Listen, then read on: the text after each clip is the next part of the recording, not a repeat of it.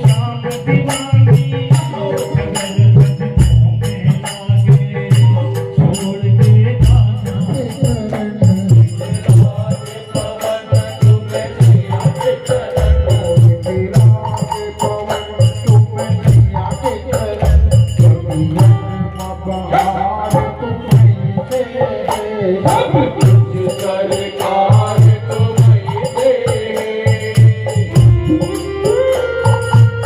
दोस्तों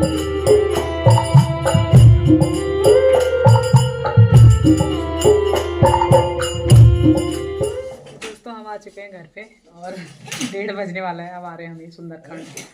सुंदरकांड से मैंने कहा 1:30 बजने वाला है, अब आ रहे हैं हम घर।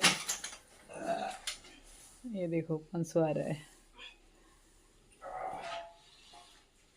चलिए वीडियो यहीं पे एंड कर लेते हैं और पसंद आया तो लाइक कीजिएगा, शेयर कीजिएगा। मैं मिलती हूँ आप लोग को नई वीडियो में। तब तक के लिए नमस्कार, thank you for watching, bye bye.